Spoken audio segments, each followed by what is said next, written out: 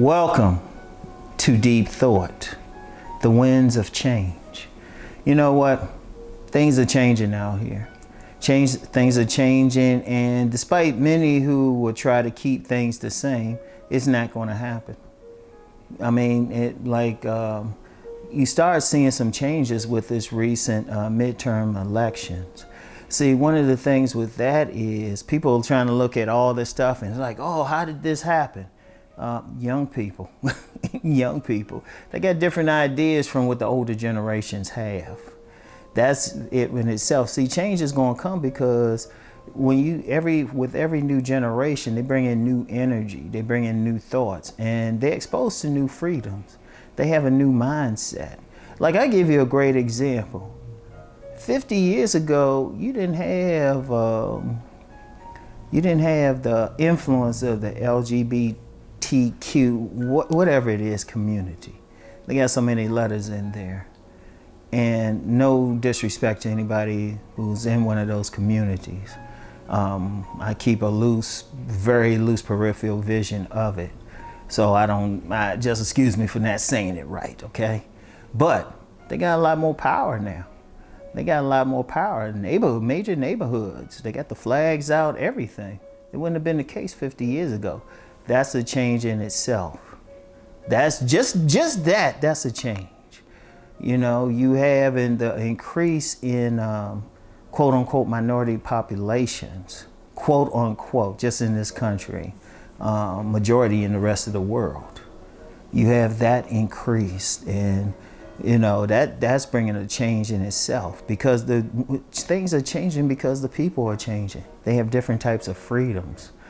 People aren't trying to stick to a certain mainstream narrative or mainstream vision, which quite frankly, there was always something pushing back. There was always something pushing back. It's like the younger people are just different now. They used to a freedom. They have access to information. You got these young kids, they can Google stuff at 5 years old.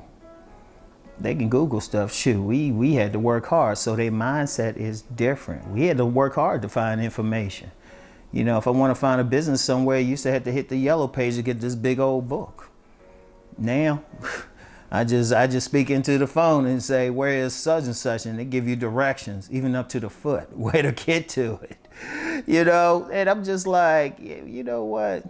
This is some interesting stuff.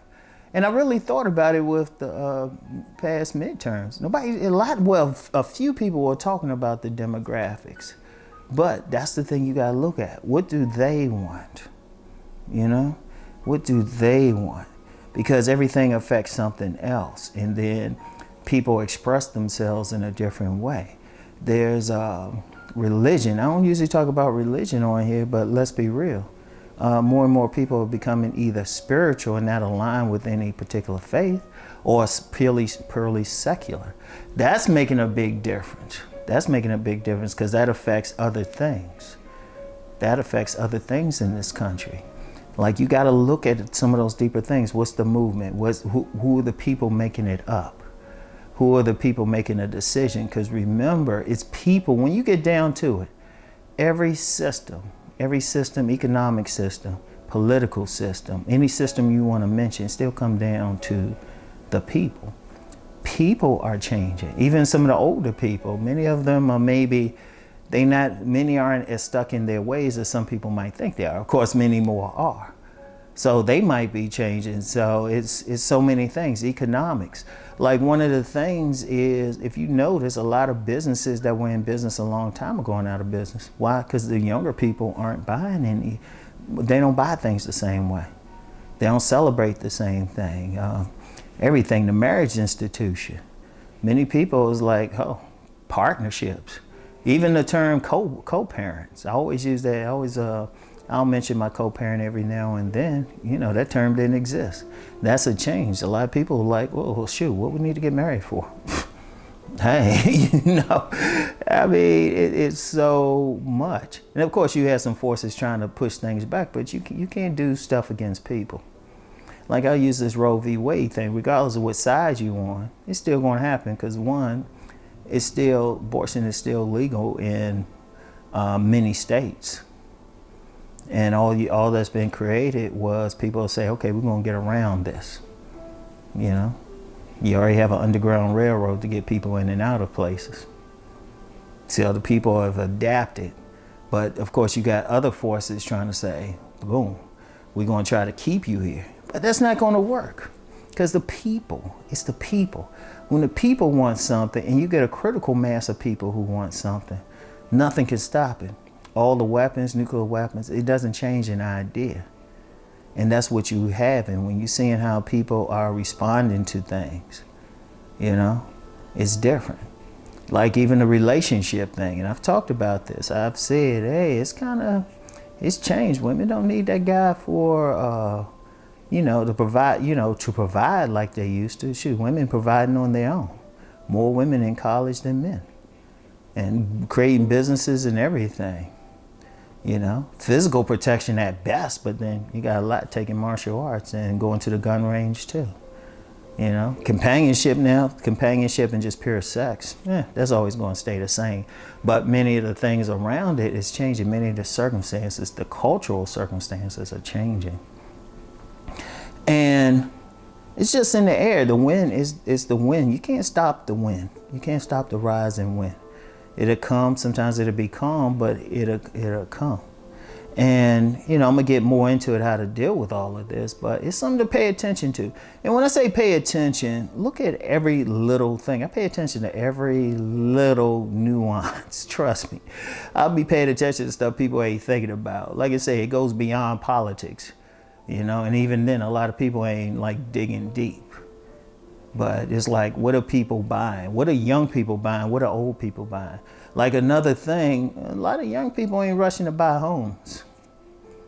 They ain't rushing to buy homes like they used to. You know? Used to be, hey, the child was out of college, even out of high school, hey, move out, buy that house. That's starting to slow down, especially with the pricing. Indeed, even something as simple as food.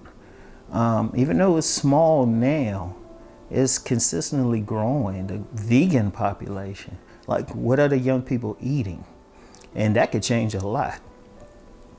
Because if you get a critical mass of people who just don't want to eat meat, how many industries, how many businesses, how many ways of life does that affect?